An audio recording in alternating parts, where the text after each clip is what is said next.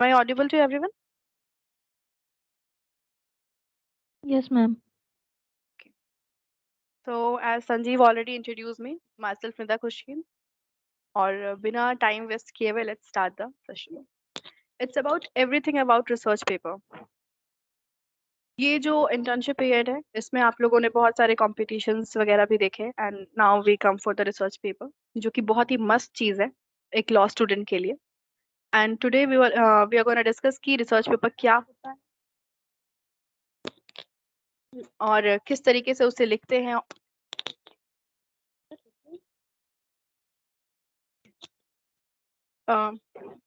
कैसे एक अच्छा रिसर्च पेपर लिखना होता है ताकि वो किसी भी अच्छे वेबसाइट या किसी भी अच्छे उसमें पब्लिश हो सके. So let's begin. आप में से बहुत सारे लोगों ने ऑलरेडी लिखा हुआ होगा कि रिसर्च पेपर क्या. कुछ लोगों ने ऑलरेडी लिख चुके होंगे और कुछ लोगों के लिए बहुत न्यू हो भी हो सकता है maybe. In our time we started writing research paper from the second to third same I guess. So research paper basically मैं बहुत ज़्यादा ही फॉर्मल लैंग्वेज यूज़ नहीं करूँगी. I will try to communicate you all in a very casual way.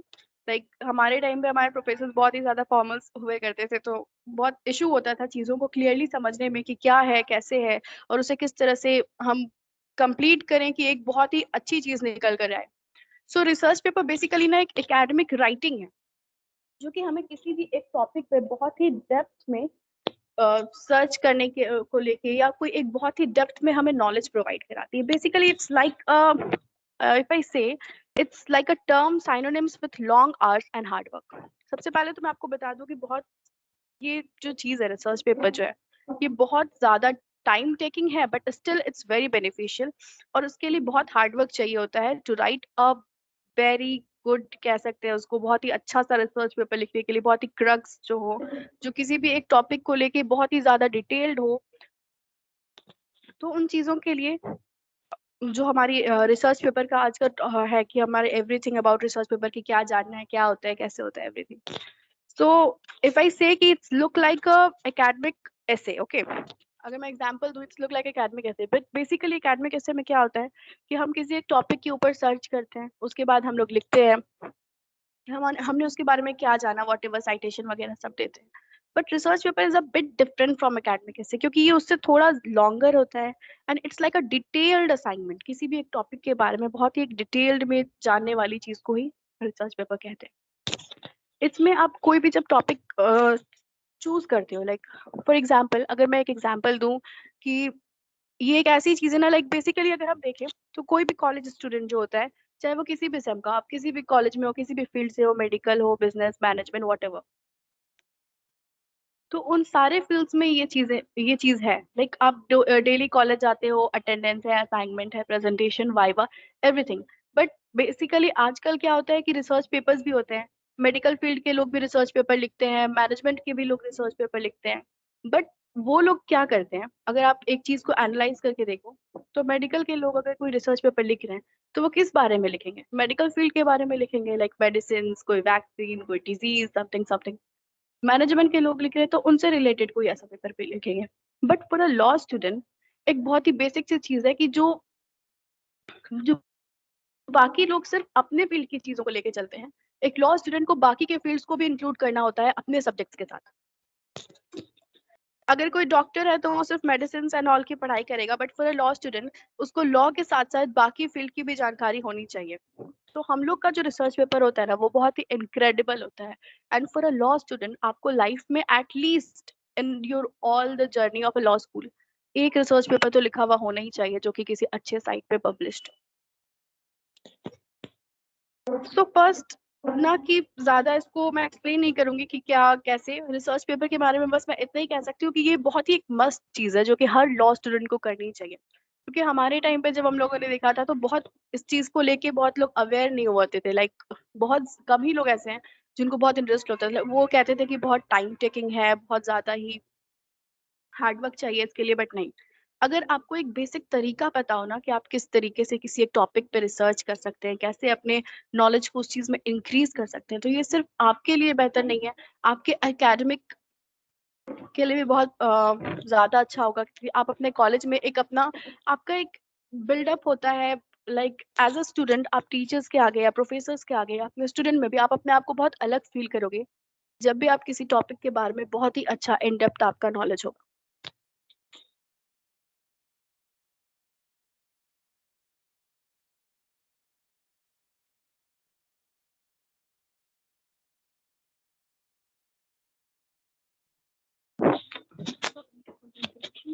Okay, so the next thing is ki 7 reasons why a student should write research paper. As you can, am I not audible?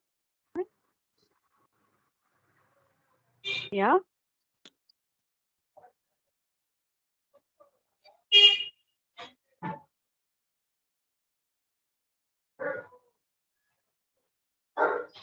Am I audible to all of you? कुछ लोग कुछ issue No, है. ma'am. I'm audible ना? No, ma'am.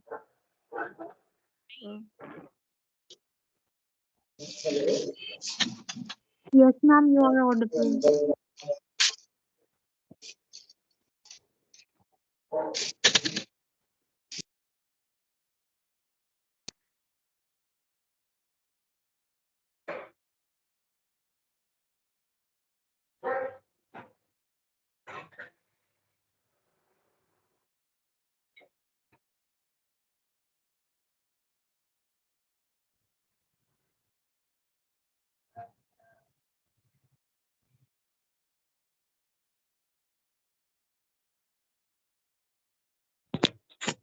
Sorry for the technical glitch. I hope कि अब मैं सबको audible हूँ. Yes, yes, ma'am. Clear आ रही है voice मेरी? हाँ हाँ. Okay.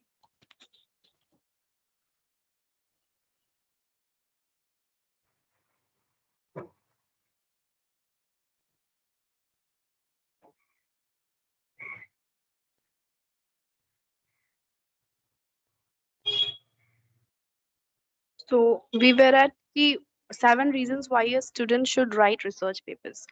As I told you कि हर फील्ड के लोग रिसर्च पेपर लिखते हैं बट वो अपने अपने फील्ड के बारे में मोस्टली चीजें को डिस्कस करते हैं. But as a law student अगर आप किसी भी सेम के हो, इवन आप फर्स्ट सेम के हो, सेकंड सेम या व्हाटएवर फाइनल ईयर के भी हो, तो आपने अभी तक इस चीज को एनालाइज किया होगा कि लॉ एक ऐसा नहीं कि आप इसको आइसोलेशन में पढ़ सकते हो. कोई भी अगर आप एक सब्जेक्ट उठाओ, फॉर एग्जांपल अगर सीपीसी सीआरपीसी, तो हर हमारा एक सब्जेक्ट किसी ना किसी चीज से कोरिलेटेड होता है. कोई ना कोई ऐसा सब्जेक्ट होता है जो एक दूसरे के साथ रिलेट करके चलता है. तो लॉ का जो जितने भी मैटर्स हैं वो सिर्फ एक, क्योंकि लॉ किसके लिए होता है? ह्यूमंस के लिए. और ह्यूमन को हर एक फील्ड रिलेटेड होती है उसके लिए. मेडिकल फील्ड, बिजनेस फील्ड, चाहे वो कोई और फील्ड हो, उन सारी चीजों से वो रिलेटेड रहता है. तो लॉ स्टूडेंट को हर इस चीज के बारे में डिटेल में जानना होता है. तो लॉ स्टूडेंट्स के जो लिखे हुए पेपर्स होते हैं, जो पब्लिश्ड पेपर्स होते हैं, उनको लोग बहुत ही ज्यादा इंटरेस्टिंगली पढ़ना पसंद करते हैं. क्योंकि मेडिकल फील्ड के लोग क्या करते हैं या किसी और भी फील्ड के लोग क्या करते हैं कि वो सिर्फ उसी मतलब उस फील्ड के जो लोग होते हैं वही उन पेपर्स को पढ़ते हैं. बट जो लॉ स्टूडेंट्स के लिखे हुए रिसर्च पेपर्स होते हैं ना, वो मोस्टली हर फील्ड के लोग पढ़ते हैं. क्योंकि लॉ हर किसी को जानना होता है कि भाई इस चीज से रिलेटेड क्या कहना है इन लोगों का, या इस चीज से रिलेटेड अगर कोई टॉपिक है तो वो उस बारे में क्या कहता है. तो फर्स्ट चीज है ना कि अगर आप एक रिसर्च पेपर लिखते हो तो सबसे पहले, जैसे कि आपको स्क्रीन पे शो हो रहा होगा, हमने कुछ पॉइंट्स वगैरह दिए हुए हैं कि क्यों एक लॉ स्टूडेंट को लिखना चाहिए. कॉम्प्लेक्स रीडिंग स्किल को डेवलप करता है. Okay, as a law student बहुत चीजें पढ़नी होती है. हमारे बुक्स हैं, पेयर्स हैं, सेक्शंस, आर्टिकल्स, और पता नहीं कितने सारे एक्ट्स हैं जो पढ़ने होते हैं, जजमेंट्स पढ़ना होता है. तो जब आप रिसर्च पेपर लिखना शुरू करते हो किसी भी स्पेसिफिक टॉपिक के ऊपर, तो वो आपके उस क्रिटिकल जो लर्निंग स्किल्स है, रीडिंग स्किल्स है, उसको बहुत ज्यादा बेटर करता है, बहुत ज्यादा उभार के लाता है कि हाँ. इसके बाद अगर आप फॉर एग्जांपल, अगर कोई किसी ने ऑलरेडी रिसर्च पेपर लिखा हुआ होगा, they will got to know कि भाई उसको लिखने के बाद आपकी रीडिंग स्किल्स कितनी ज्यादा डेवलप हुई है. कि आप कोई भी चीज अगर रीड करते हो, चाहे अपने टेक्स्ट बुक आप रीड करो या कुछ भी, अगर आप आपकी एक एनालिटिकल थिंकिंग डेवलप होती है किसी भी टॉपिक को लेके रिसर्च पेपर्स लिखने के बाद. रिसर्च पेपर बेसिकली है ना कि कुछ भी एक कॉम्प्लेक्स सा टेक्स्ट है, मल्टीपल सोर्सेज से होते हैं. हम किसी एक चीज को, अगर आप फॉर एग्जांपल अगर हम नेट पे कोई चीज सर्च करते हैं, तो कोई एक टॉपिक हमने सर्च करा, different kinds of hundreds of website उसके बारे में कुछ ना कुछ अपनी चीजें लिखी होती है. कुछ सिमिलर होता है, किसी का डिफरेंट व्यू पॉइंट होता है. तो उन सबको हमें समझ नहीं आता कि किस वे में जाएं। लाइक फॉर एग्जाम्पल हम कहते हैं ना कि हर चीज का दो पहलू होता है, कोई कुछ कहता है, कोई कुछ कहता है, नेगेटिव पॉजिटिव।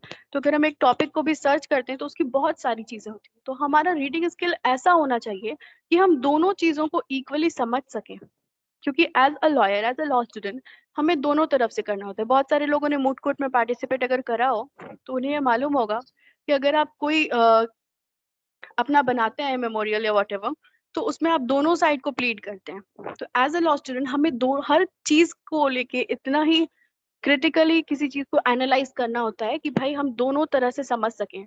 हम अपनी थिंकिंग को तो एक साथ रखते ही हैं, बट हम किसी चीज को पढ़ के क्या समझ सकते हैं, उसका नेगेटिव व्यू क्या है, उसका पॉजिटिव व्यू क्या है। नेगेटिव और पॉजिटिव वो हमारे ऊपर भी डिपेंड कर सकता है कि हम किस तरीके से सोचते हैं।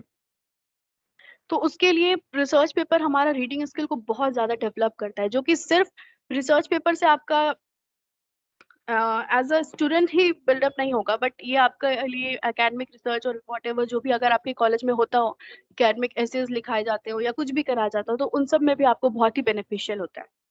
एक ये है ना, आपका एक रिसर्च माइंडसेट डेवलप करता है। फॉर एग्जाम्पल अगर हम किसी चीज को देखते हैं तो अगर हम एक बच्चे को देखें तो वो कितना ज्यादा मतलब क्यूरियस होता है किसी भी चीज को जानने के लिए कि ये क्या है, क्यों है, कैसे है। तो जस्ट लाइक जैसे जैसे हम ग्रो करते हैं ना, तो हम बहुत ज्यादा एनी डिस्टर्बेंस है, तो हम बहुत ज्यादा किसी चीज को लेके सोचना छोड़ देते हैं। और but as a law student हमारी थिंकिंग स्किल्स बहुत ही ज्यादा डेवलप्ड और बहुत ही ज्यादा शार्प होनी चाहिए, क्योंकि अगर हम किसी भी एक चीज को देखें तो उसके बारे में हमारा अपना व्यू पॉइंट रखने का हमारे पास इतना गट्स होना चाहिए कि हाँ, हम अपनी चीजों को बेसिक एविडेंस और फैक्ट्स के साथ प्रूव कर सकें कि जो मैं कह रही हूँ, ये जो मैं कह रहा हूँ वो सही है, वो किस तरीके से सही है। ये सारी चीजों को डेवलप करने में रिसर्च पेपर बहुत हेल्पफुल होता है। ये हमारी क्यूरियोसिटी को बहुत ही ज्यादा प्रोमोट करता है कि भाई किसी भी टॉपिक को लेके अगर हम सोचते हैं, कुछ भी करते हैं, तो हम उसके बारे में जानने के लिए, क्योंकि बहुत सारे लोग ना बहुत टाइम के बाद लाइक आफ्टर 10-12 काफी स्लो हो जाता है, क्योंकि एक बेसिक स्कूलिंग जो हमें कराई जाती है, टेक्स्ट बुक उठा दिया, पढ़ा दिया, जो टेक्स्ट बुक में लिखा है हाँ वो सही है, वो गलत है, आंसर दैट्स इट। हमारी जो अपनी थिंकिंग होती है, हम कभी अगर आंसर राइटिंग भी करते हैं एग्जाम में भी, तो हम वही चीजें लिखते हैं जो हमने पढ़ी होती है। बहुत कम ही ऐसा होता है कि हम वो चीजें को डालते हैं जो हमने सोचा होता है। But research paper gives you opportunity कि भाई तुम जो सोचते हो किसी एक टॉपिक को लेके, जो तुम्हारे मन में है, जो तुम्हारे पास थिंकिंग आती है, तुम उसको भी लॉजिकली एनालाइज करके विद एविडेंस एंड फैक्ट्स लोगों तक पहुंचा सकते हो कि हाँ, किसी स्पेसिफिक टॉपिक पे मैं ये सोचता हूँ, दिस माई थिंक। और बहुत सारे लोग इन सारी चीजों को बहुत अप्रिशिएट करते हैं, बहुत अप्रिशिएट करते हैं। Next one is the librarian can be a life long resource. Okay, so यहाँ पे बताया गया है कि जैसे हम जब रिसर्च पेपर लिख रहे होते हैं, तो like students often see librarians merely at the checkout desk or collecting files. Librarians are specialists at both accessing extensive sources from a variety of media and reinforcing the teaching responsibilities of information and technology. Basically अगर हम देखें तो हम जब research paper लिखना शुरू करते हैं तो बहुत सारी ऐसी चीजें होती हैं जहाँ से हम अपने रिसोर्सेज कलेक्ट करते हैं, like from primary and secondary sources. मैं उन सब के बारे में बाद में बात करूंगी, like published articles, autobiographies, critical reviews and all. Mostly अगर हम किसी भी एक, आप लॉ स्टूडेंट हो, आप कॉलेज में हो, हमारे पास बेसिक क्या है, कहाँ से हम सबसे ज्यादा सोर्सेज कलेक्ट कर सकते हैं। The thing is library, we can go there. हमारे पास ढेरों जर्नल होते हैं, हर कॉलेज में लाइब्रेरी होती है, चाहे छोटी बड़ी वॉट एवर। तो वहां पे जो होता है ना, आप किसी भी जर्नल बुक या कुछ भी एक्सप्लोर कर सकते हो। आपकी नॉलेज को इस तरीके से डेवलप करता है कि आप when you go through all the journals and the articles, autobiographies, इन सारी चीजों को जब आप पढ़ते हो तो आपको समझ आता है कि हाँ, ये सारी चीजें हमारे लिए क्यों जरूरी होती हैं, एज अ लॉ स्टूडेंट हमें क्यों पढ़ना चाहिए और किस तरीके से हम इसको एनालाइज करें अपने थॉट्स प्रोसेस को।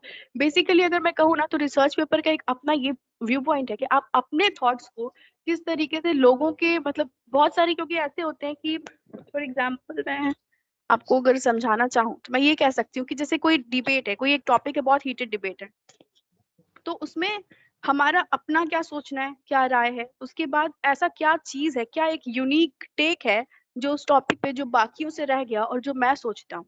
तो वो सब चीजों को एक अपॉर्चुनिटी प्रोवाइड कराता है रिसर्च पेपर, कि आप किसी भी एक स्पेसिफिक टॉपिक को, जो कि आपका फेवरेट भी हो सकता है या मे बी जिसके ऊपर बहुत सारी रिसर्च हो भी चुकी हो, स्टिल अगर आप उसमें कुछ लगता है कि हाँ इस पे ये पॉइंट भी हो सकता था, लोगों ने इस चीज के बारे में नहीं सोचा, तो ये एक अपॉर्चुनिटी होती है लॉ स्टूडेंट के पास कि अपनी थिंकिंग, अपनी क्रिटिकल थिंकिंग और बाकी चीजें जो आपने एनालाइज की हुई है उन सबको आप वर्ल्ड वाइड पहुंचा सकते हो बाय दिस रिसर्च पेपर्स।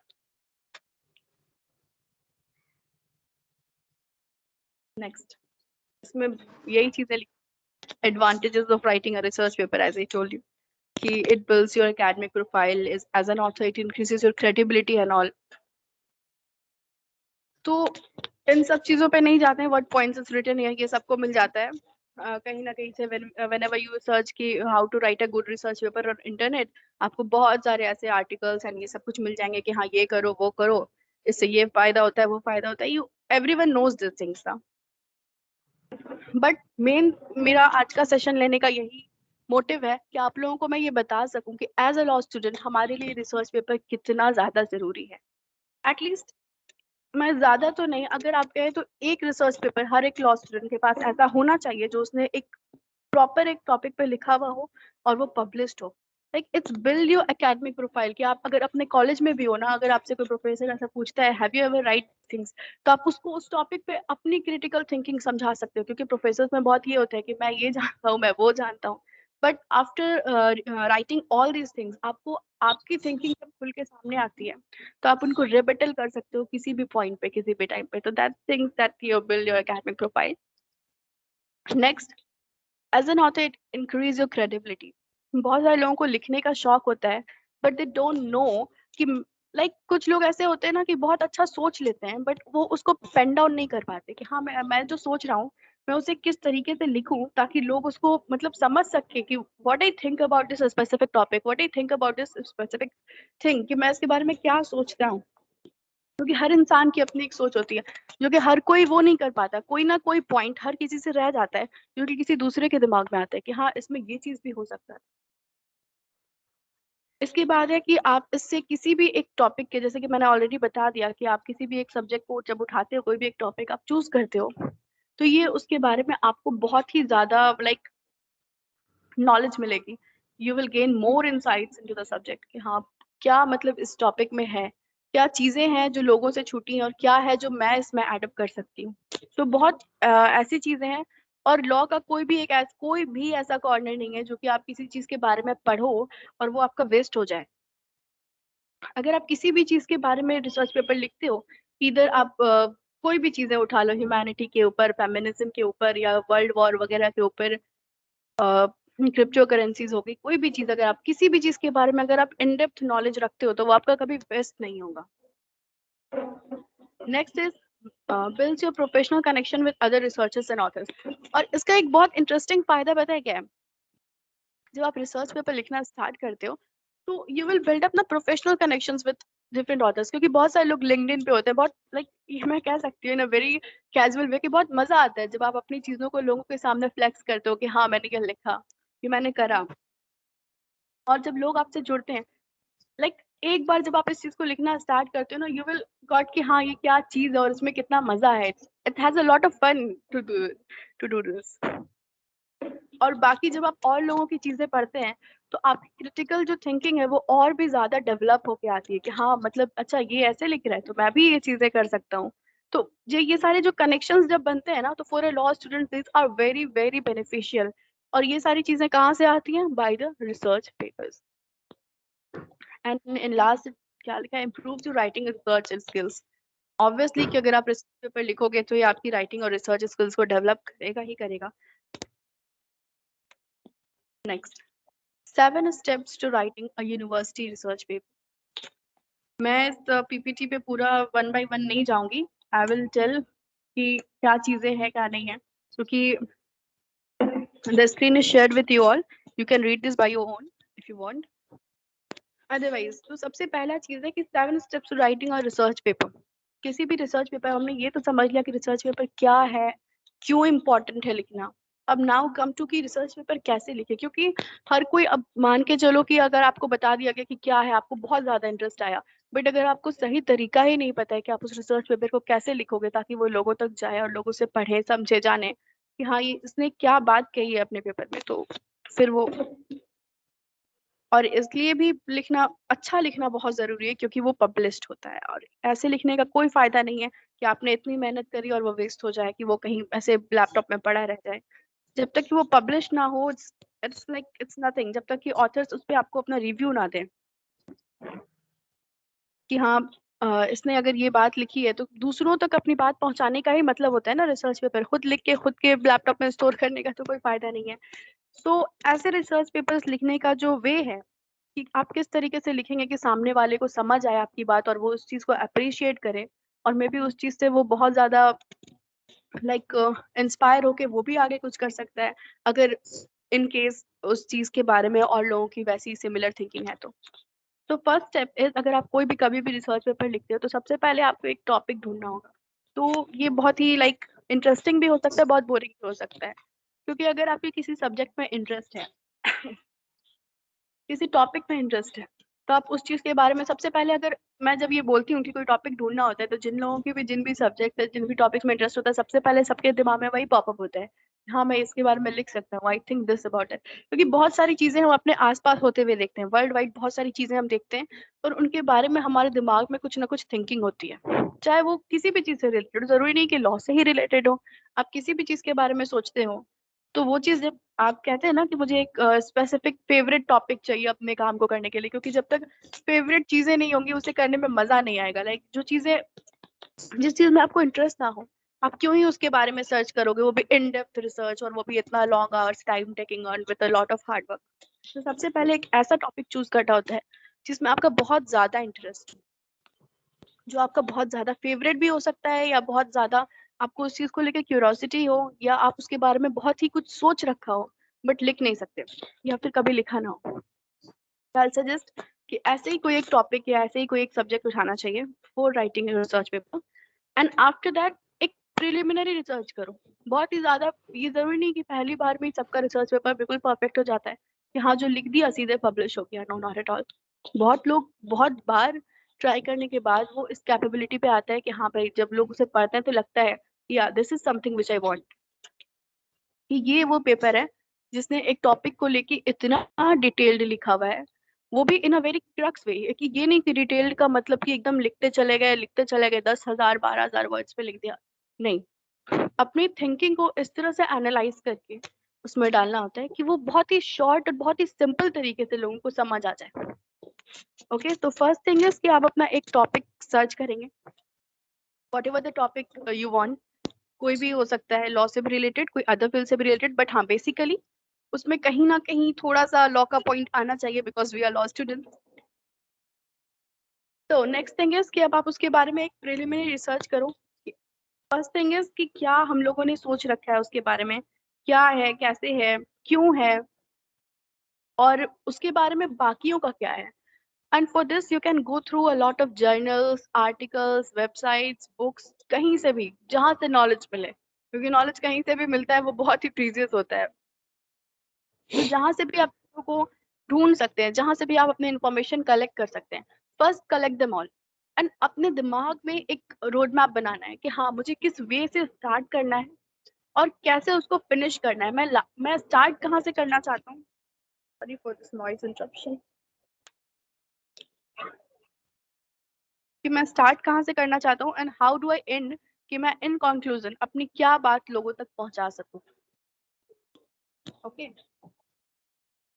तो after finding a topic we will do the preliminary research, कि मैंने क्या क्या सर्च करा उसके बारे में। और जब सारी इंफॉर्मेशन आप कलेक्ट कर लेते हो, जब सब कुछ को आपने इकट्ठा कर लिया, अब उसको सिस्टमैटिकली अरेंज करना होता है। Systematically arrange in that way कि point by point, for example अगर मैं एक रिसर्च पेपर का एग्जांपल देती हूँ, मेरे दिमाग में हमेशा, मैं बहुत ही ज्यादा फेमिनिज्म टाइप की हूँ, तो मेरे दिमाग में यही एक टॉपिक आ रहा है फिलहाल।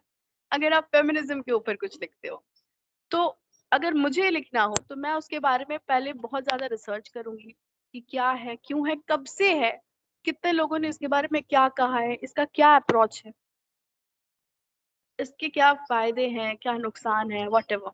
ये सारी चीजें को कलेक्ट करने के बाद I will make a road map कि हाँ मुझे कहाँ से स्टार्ट करना है। First I will give the intro कि हाँ क्या होता है फेमिनिज्म, उसके बाद अगर उसका कोई हिस्टोरिकल बैकग्राउंड है, अगर इससे पहले उसके बारे में कुछ रिलेटेड चीजें हुई हैं तो मैं उन चीजों को दूंगी।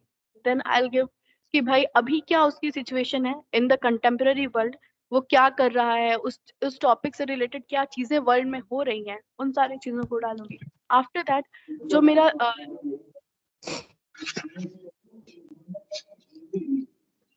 Hello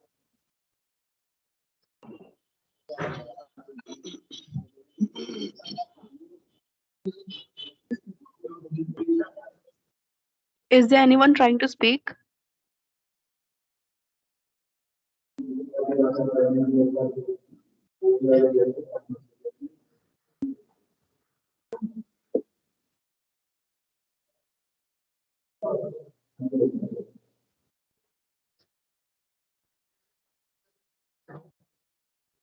Okay, let it be.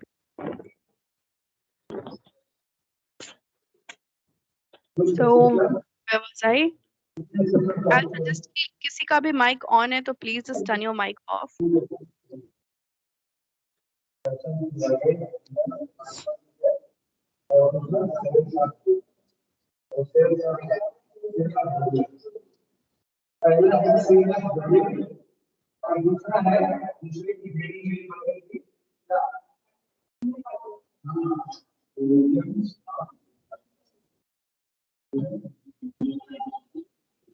क्या कर रही जी?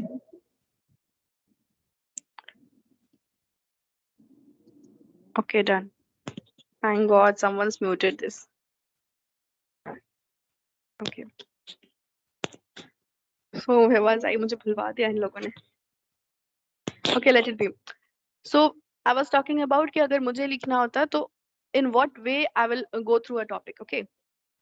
So as I told कि मैं उसके बारे में intro लिखूं, then historical background, then contemporary world में क्या हो रहा है उन चीजों को लेके, और बाकी जो सारी चीजें हैं उन सब का डिटेल जो मैंने लॉजिकली डिडक्ट किया है सारे सोर्सेस से, कि बाकी ने क्या मतलब बाकियों का इसके बारे में क्या ओपिनियन है, डिफरेंट ऑथर्स हो सकते हैं, कोई जर्नल किसी की ऑटोबायोग्राफी में कुछ ऐसा लिखा हुआ हो सकता है, तो उन सारी चीजों को डिडक्ट करके उन चीजों को सिस्टमैटिकली अरेंज करना होता है in that research paper two write a good research paper. Okay, उसके बाद वो सारी चीजें लिखने के बाद क्या सब चीजों को एनालाइज करने के बाद रिजल्ट क्या आया वो लिखना होता है कि मैंने इस टॉपिक को जब इतना इन डेप्थ रिसर्च किया, मैंने जब इतना इसको पढ़ा तो मुझे क्या रिजल्ट मिला इस टॉपिक से, what I get from this, इस टॉपिक ने मेरे अंदर क्या चीजें डेवलप की, लाइक मेरी क्या थिंकिंग है इस चीजों को लेके बाकियों के साथ, like not only about us कि हम क्या सोचते हैं, बट वो सारी चीजें भी जो कि बाकियों ने लिखी हुई हैं,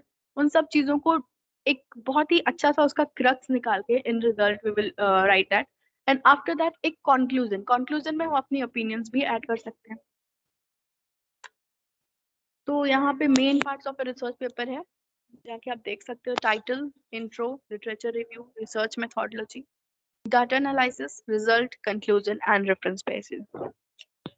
एक और बहुत इंपॉर्टेंट चीज कि अगर हम कभी भी रिसर्च पेपर लिखते हैं और कहीं से भी जो रिसोर्सेज से हमने लिया है, जो भी चीजें हमने दूसरों की लिखी हुई, लाइक जो हमारा प्लेगरिज्म टेस्ट होता है उसमें तो पास होना ही होता है, that's why we give citation of that thing कि हाँ हमने यहाँ से ये चीजें ली हैं, या किसी और का लिखा हुआ हमने यहाँ से डाला है, तो वो सारी चीजों का साइटेशन बहुत मस्ट होता है। विदाउट साइटेशन, क्योंकि इन चीजों में ना चोरी बिल्कुल अच्छी बात नहीं होती कि हाँ आप किसी और का लिखा हुआ, किसी और का सोची हुई चीजों को, किसी और की मेहनत को अपने ऊपर आप डाल के और अपना नाम करा लो, that's a very bad thing in this field.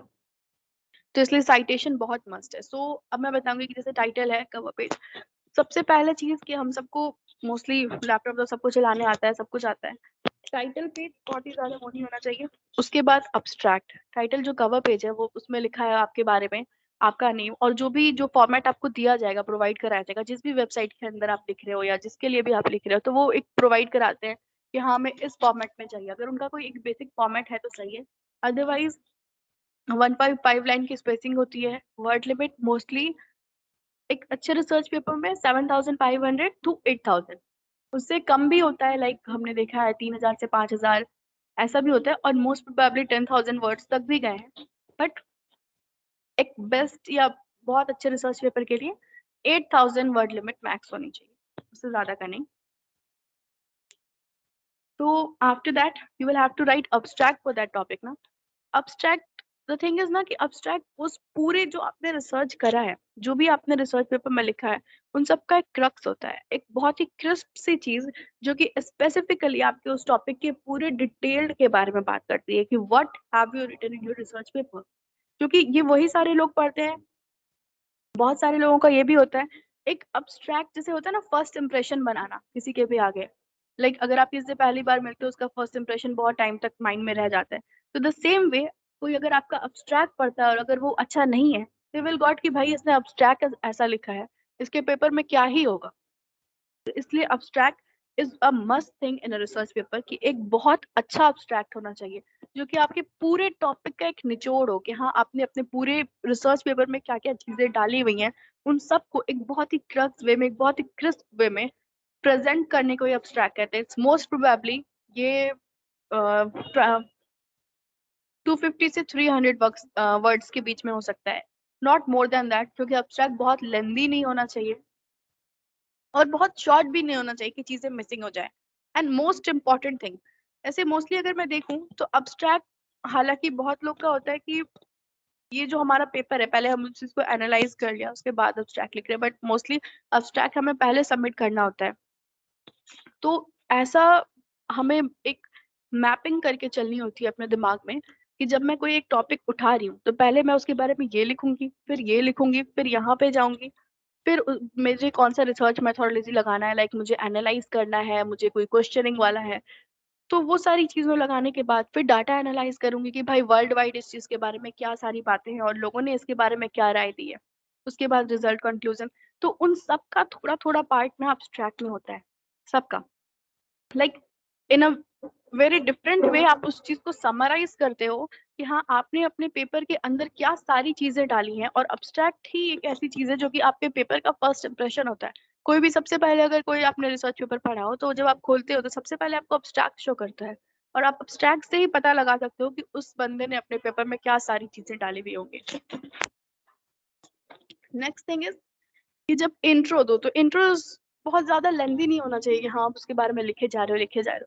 नहीं, इंट्रो शुड बी लाइक कि हाँ इस चीज के बारे ये क्या है, ये जो आपका टॉपिक है. एक बहुत इंपॉर्टेंट ये भी चीज है कि जब आप कोई रिसर्च पेपर लिखना स्टार्ट करते हो, फॉर एग्जांपल अगर आप किसी चीज को लेके क्वेश्चन कर रहे हो तो आपका पूरा पेपर उस चीज का आंसर होना चाहिए, क्यों, क्या, कब, कैसे, एवरीथिंग.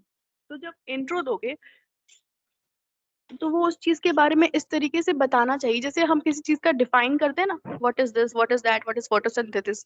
तो वो सारी चीजें जैसे एक लाइन में डिफाइन करते हैं, तो इंट्रो शुड बी लाइक कि एक पेज में या हाफ. तो उस तरीके से सिर्फ उस टॉपिक के बारे में बात होनी चाहिए. ये नहीं कि पहले लोग क्या सोचते थे अभी क्या सोचते हैं, ये कुछ नहीं. वो क्या चीज है बस, दैट्स इट. उसके बाद बाकी की सारी चीजें हैं कि आप जो सोर्सेज हैं जहाँ से आप यूज कर रहे हो, सबसे इम्पोर्टेंट है कि आप ऐसे रिलायबल वेबसाइट्स को विजिट करो. लाइक आई विल सजेस्ट कि विकीपीडिया को छोड़ के बहुत सारी ऐसी चीजें हैं जो आप यूज कर सकते हो. विकीपीडिया बहुत ही ज्यादा रिलायबल नहीं होता because it can be easily edited. बहुत सारे लोग बट स्टिल साइटेशन में यूज करते हैं, but I will not do that in my research paper if I have to write that. Journals are the best, books are the best thing. क्योंकि किताबों में जो लिखा होता है डिफरेंट ऑथर्स के अपने ओपिनियन, क्योंकि उन लोगों ने उस चीज को बहुत ही डिटेल में पढ़ा है, बहुत सारी चीजों को एनालाइज करके फिर उन्होंने उसको एक लाइक लिटरली एक चीजों के मतलब उसका एक टॉपिक को पूरा एनालाइज करके उन लोगों ने अपने वे में लिखा है. तो वहां से अगर आप कोई चीजें लेते हो, क्योंकि जब हम नेट पे जाते हैं ना, नेट पे सफरिंग करते हैं कि हाँ ये कोई टॉपिक सर्च करा उसके बारे में डिफरेंट डिफरेंट वेबसाइट, तो वो लोग उस चीज को बहुत शॉर्ट में एंड करने की कोशिश करते हैं. बट बुक्स में उसी चीजों को बहुत डिटेल्ड दिया हुआ है. So I'll suggest कि just go through journals and books, and you can also go through all the websites to collect all the knowledge and all. उसके बाद हमें ये करना है कि हम जब अपने टॉपिक को चूज कर लिया, हमने उसके पे प्रिलिमिनरी रिसर्च कर ली, स्ट्रक्चर माइंड में सेटअप कर लिया कि हाँ हमें इस तरीके से उसको पूरा सिस्टमैटिकली अरेंज करना है अपने पेपर को. तो अब है कि क्या चीजें हैं, मतलब किस तरीके से उसको हम अरेंज करेंगे, ये सब कुछ अपने जगह पे है. और बहुत इंपॉर्टेंट ये चीज है कि अगर आप किसी टॉपिक को ऐसे स्टार्ट कर रहे हो कि लाइक ये क्या है, क्यों है, तो वो सारी चीजों का एक बहुत ही डिटेल्ड आंसर होना चाहिए आपके रिसर्च पेपर में. ताकि किसी को भी वो, और एक और चीज कि वो बहुत बोरिंग भी ना हो कि हाँ मतलब इस तरीके से कुछ लिखा हुआ है, बहुत ही ज्यादा उसमें ऐसे टर्म्स यूज किए हुए हैं जो कि पढ़ने में ही बहुत ही ज्यादा वो लग रहा है।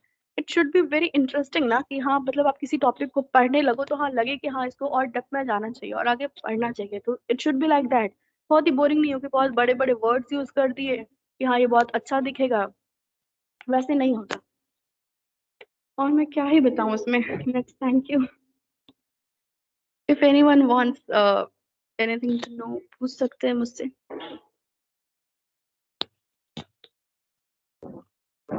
Does anyone have any issues or query? They can ask me.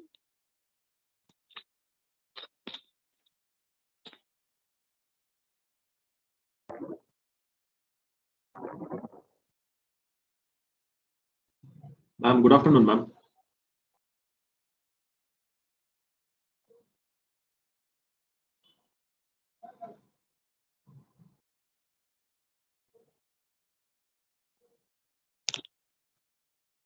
I hope कि आप सबको समझ आया हो. And if anyone Ma'am, have any I have a question. yeah, please ask. Ma'am, which is the best website to like use for a research paper?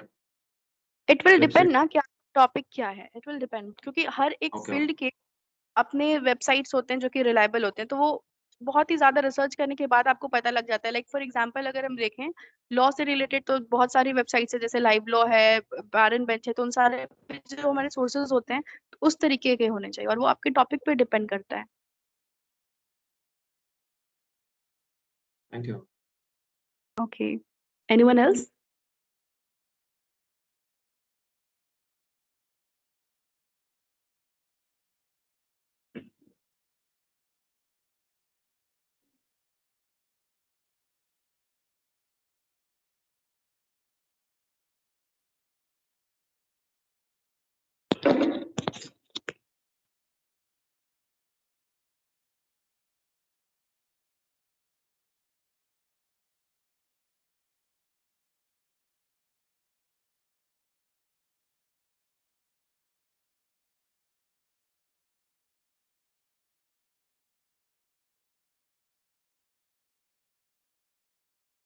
Okay, is there anyone who is having any doubt? Please be little quick. Someone is typing something.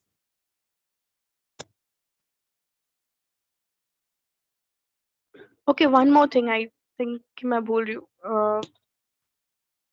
ज़्यादा important तो नहीं है ये, mostly लोगों को laptop use करना आता है. बहुत इम्पोर्टेंट एक चीज़ ये है कि अलाइनमेंट सही होनी चाहिए, क्योंकि लिख देना ही बहुत बड़ी बात नहीं होती है. It should be neat and clear. Michael rape can be a good topic maybe. Yeah, it can be a good topic.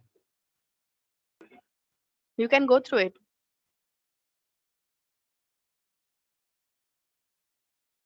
It will be much better ना कि आप लोग अपना अपना mic on करके बोल लो, because it's taking a lot of time to type all these.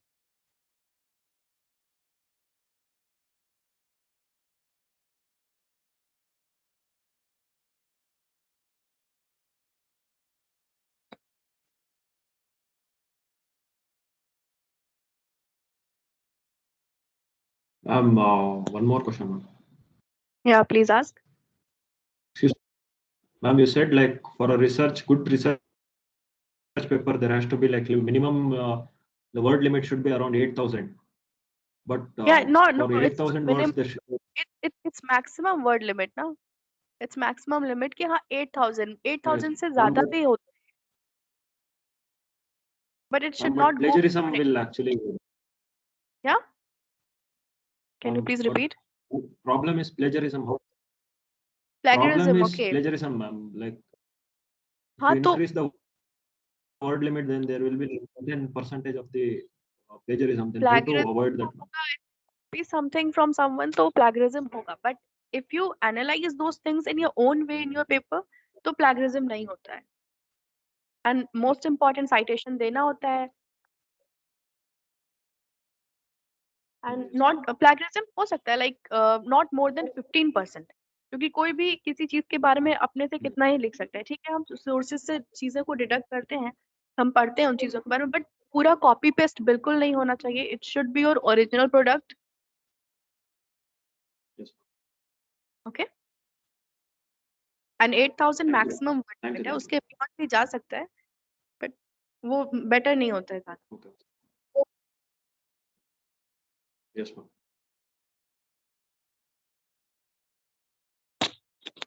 Anyone else?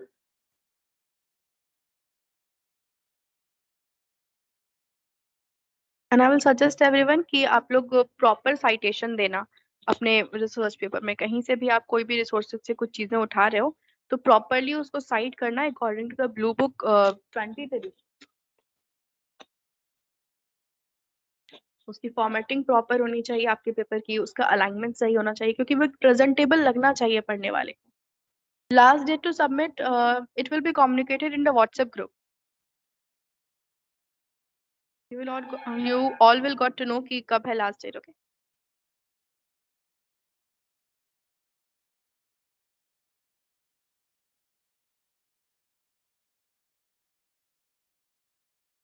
Okay, I hope that no one is having any doubt.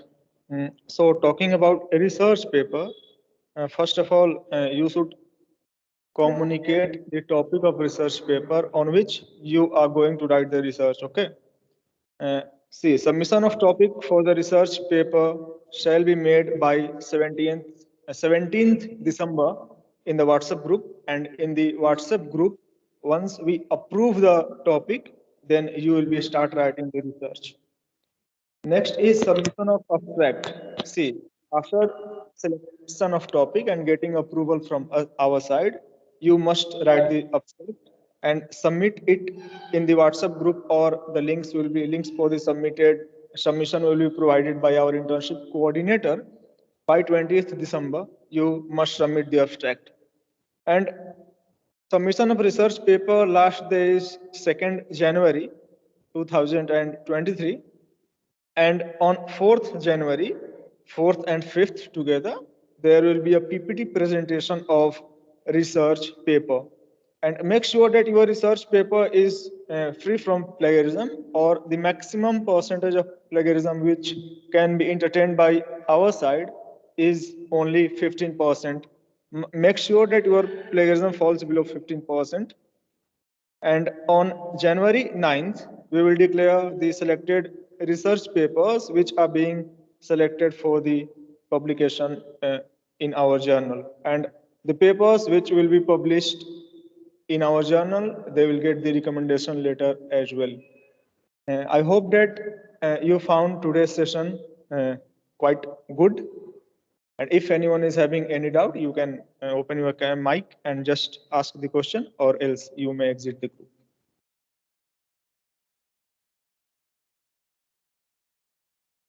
I think there's a question, Samarth, which citation is top B used?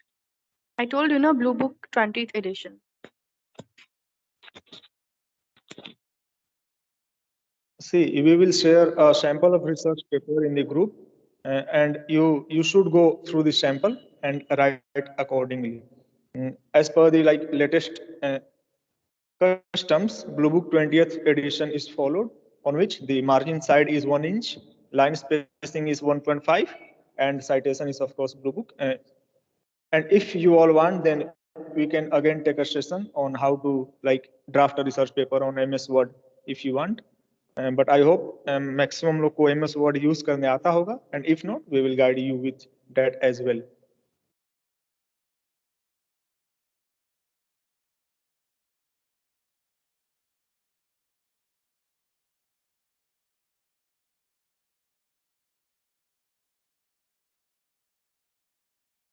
Okay, we are ending this session here, and all the relevant informations will be shared to you in the WhatsApp group as well. Thank you so much, and you can comment on how did you find today's session as well. Thank you.